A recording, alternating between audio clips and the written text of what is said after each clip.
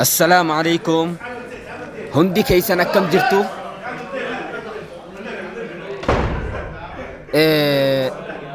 هندي كينيا بروم سهاجل قمني. هندي كيسان كتابوتا كيسان أكبر التنبدين كبا. بروم سي كينيا كان جوجا أران تنا واي سير بوراتي.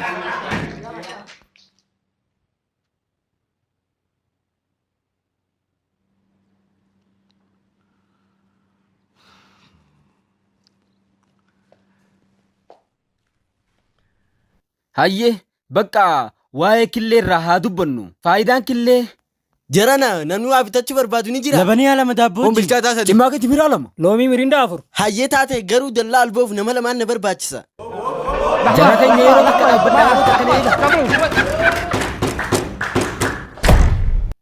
durata barattoonni hun qaalii namaa hin godhan kanaafuu isaan barsiisuu hin barbaadu barsiisaadhaaf kabaja hin qaban barumsa tokkollee ibsuu hin dandeenye kanaaf akkanarraa dhaabdanii barbaada dhiifamaa hojii hedduu na dararan durata filiis narraa dhaabi siif hubadheetiin jira yaa barsiisa garuu wanni nan godhuu danda'u takka illee hin jiru warra isaanii wajjiin haasa'uuf yookaan hojiirraa guyya sadiif akkaan dhorkuu barbaadda kanaan wal barachuuf yaale hanguma yerootiif ni dhumata kanaan of hin dhiphisin kootuu piizaa kana na wajji nyaadhuu gammati yoo rabbi fedhe insha Allah si gammachiisa zeeta barbaadda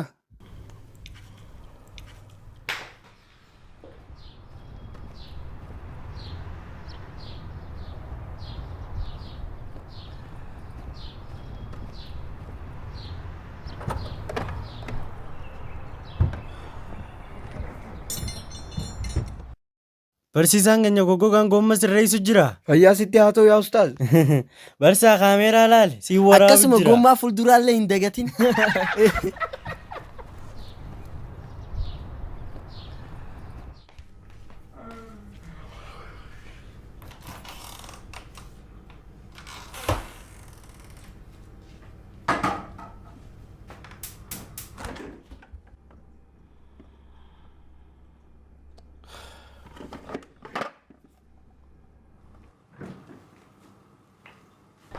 barumsi keenya kaarraan tanaa yaa barattoota barumsa salphatti argamuu miti fakkeenya tokko isarraa isiniif haa himu mucaan ni nyaata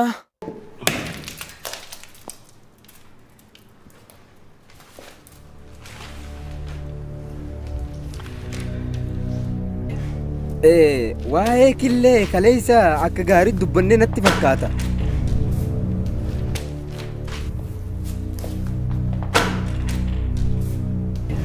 faayidaa isiidhaa uleedhaan isiniif haa galchuuf irraa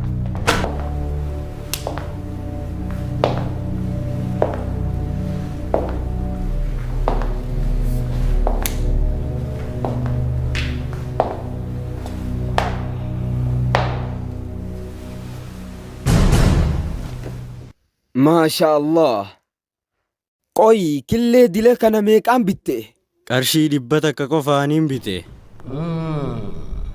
خير عبد خي حركة خي باسي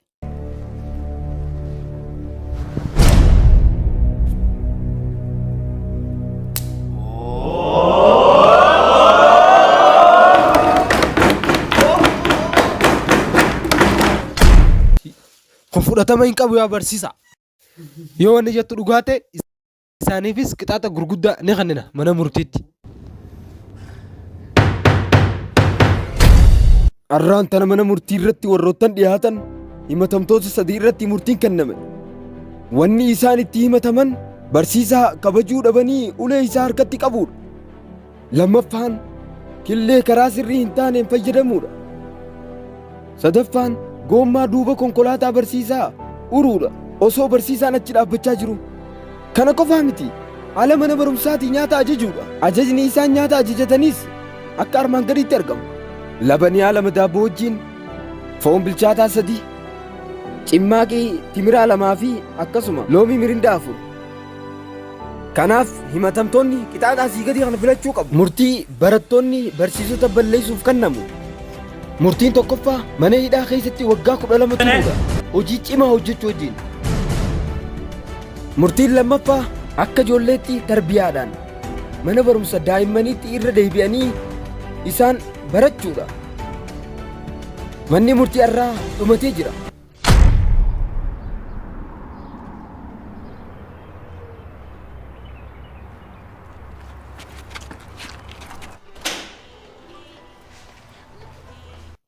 Akkam jirtan? Maqaan keessan eenyu? Abdallaa Jaasim Mahammad. Hayyee isin kutaa kam beektan? Kutaa Aynabaati moo kutaa biraaf filattu? Hayyee kutaa Aynabaa godhi. Kutaa Aynabaa gaariidhaami. Kutaan Aynabaa hedduu bareedaadha. Namni hundinuu kutaa Aynabaaf fedha. Gara kanaan deema.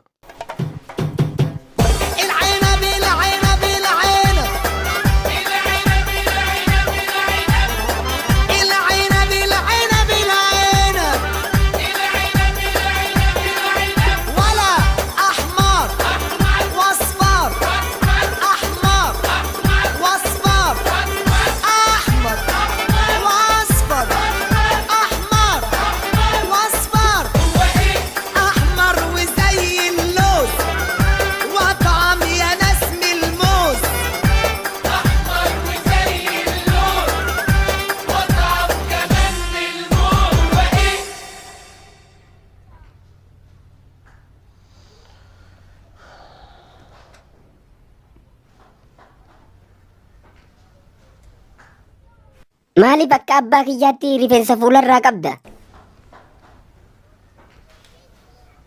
Rifeensa walumaanii dhasumaan qabuutiin ilaala akkanuma waliin dhaladhe.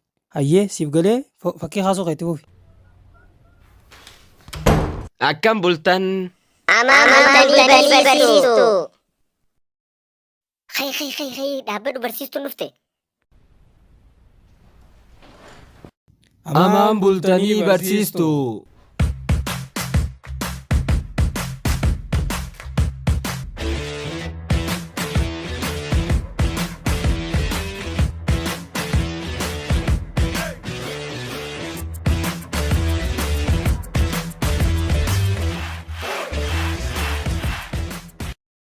Allah, baay'ee namatti tola. Snap irratti kaa'uun hin danda'a? Ni dandeessa. Maqaan snap keetii maali? Maal jette? Filtara fayyadamtaa jechuu isaati. Sababni isaa filtara hin jaalatu. Okay, halluu kee itti fufi. Akkam bultan? Amaan bultanii barsiisa. Gattattaa hafuura baafadhaa. Barumsi keenya kanarraan tanaa yaa barattoota ida'uudhaa fi hir'isuudha. Fakkeenya tokko isiniif kenna. Killee 7 saanaa keessaa qabna. Yoo killee 3 irraa fuune meeqaatu nuuf hafa? Barsiisaa killee malee fakkeenya biraa godhachuu hin dandeenyu. Kana caalatti hubachuu dandeenya jechuudha. Silaahis isaanii wajji barachuu jira. Kanaaf maaliif kaaniin taphanne?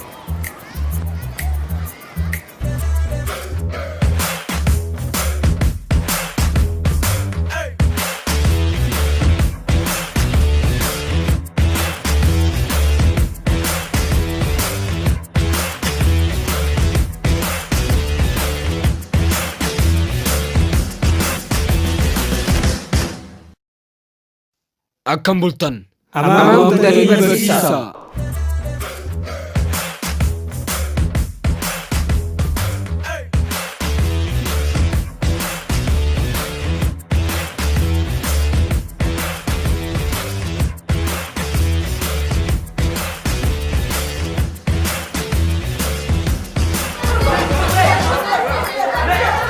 Atoo maal feeta?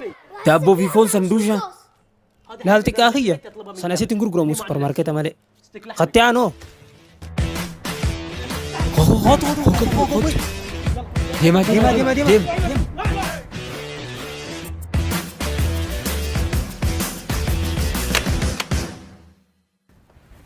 Barattoota ala beetii waa bitachuu deemaa namni barbaadu ni jira. Deem baalagee akkamitti qoma dhaattee akkaneetta? Deem. Dhugaatii labanii lama naa fidi. Deem.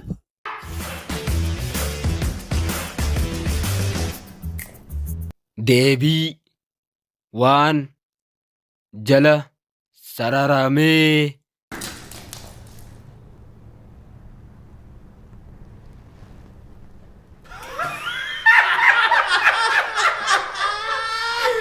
Hodho habiibii kiyya boorsaa Ispaadermaan Hoodoo daftara fakkiitiis. Hodho qalama goggogaas. si barbaacha. Carraa gaarii yoo si haa ta'u jaalalloo kiyya.